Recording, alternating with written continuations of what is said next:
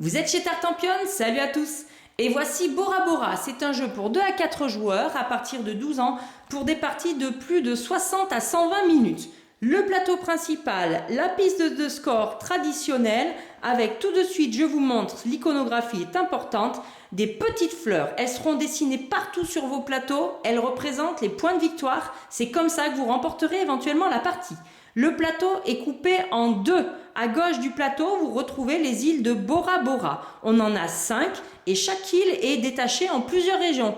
Ici, on voit bien qu'il y a 2 régions de couleurs différentes qui seront associées à des ressources différentes. Sur la droite du plateau, vous retrouverez un endroit où on pourra prendre des tuiles hommes ou des tuiles femmes.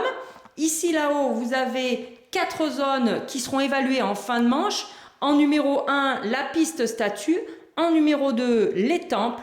En 3, l'emplacement des tuiles coquillages. Et en 4, les nouvelles tuiles taches que vous pourrez prendre. Les tuiles coquillages, donc déjà, on fait un petit zoom dessus. Enfin, pas les tuiles coquillages, les tuiles bijoux, voilà.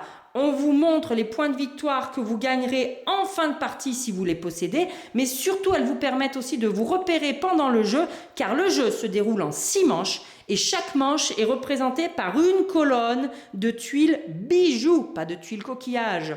Donc à la fin de la manche, quand on a fait ces 4 étapes-là, eh bien on vide les coquillages éventuellement non achetés, les tuiles taches non prises et les tuiles hommes et femmes non prises. Et on réapprovisionne tout ça. Donc quand vous voyez les piles, le réapprovisionnement, ça vous donne une idée de la rejouabilité du jeu.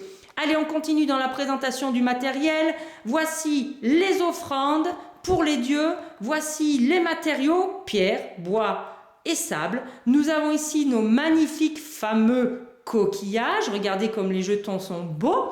Nous avons ici les tuiles d'ordre du tour que l'on a piochées au hasard et qui déterminent premier, deuxième, troisième, quatrième joueur. Les fameuses tuiles taches vert foncé. Et ici, je vous montre les tuiles taches vert clair. Alors là, un exemple du dos des tuiles. Les verts clairs, eh bien, c'est pas compliqué. Elles sont toutes présentes ici. Plus celle-là, il n'y en a que 7 dans le jeu. En début de partie, vous en recevez une au hasard. Et vous recevez 2 vertes foncées au hasard. Les tuiles vert clair, une fois qu'elles ont été prises, ne participeront plus au jeu. Et voici ici un petit exemple des tuiles vert foncé, les tuiles taches. C'est un petit peu des mini-objectifs que vous allez avoir à réaliser. Quand vous les prenez en début de partie, vous les placerez sur votre plateau individuel. Je vais vous montrer où. Ensuite, on continue, on revient un petit peu en arrière. Voici les tuiles action, car ça sera la première phase de la manche. On enverra des dés ici, on fera les actions correspondantes. Je finis de vous présenter quand même le matériel. Ici, vous avez un plateau individuel richement fourni. Ne paniquez pas les amis, tout ce côté-là, c'est 2 lettres de jeu. Une fois qu'on a lu la règle, et bien après, tout est expliqué ici. Vous avez vos huttes qui sont prêtes à être construites, vos tuiles bâtiments qui correspondent aux valeurs de dés, 1, 2, 3, 4, 5, 6. Ici, c'est un petit peu la case de cérémonie. En début de partie, selon comment on a placé sa hutte, on a déjà une ressource potentielle. Moi, j'ai pris du bois. Nous avons une tuile temple supplémentaire.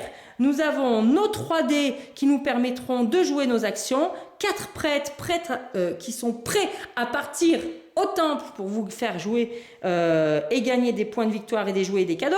2 offrandes de base, 2 tuiles dieux, pas de tuiles, de cartes dieux prises au hasard en début de partie. Et puis voilà l'endroit où vous allez placer vos fameuses tuiles taches. C'est un petit peu, comme je vous l'ai dit, des tuiles objectifs.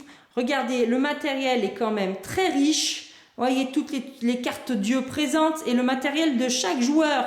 Je vais vous montrer également le dos. C'est rien que le dos des plateaux individuels qui ont quand même de très jolis dessins. C'est un jeu riche en couleurs.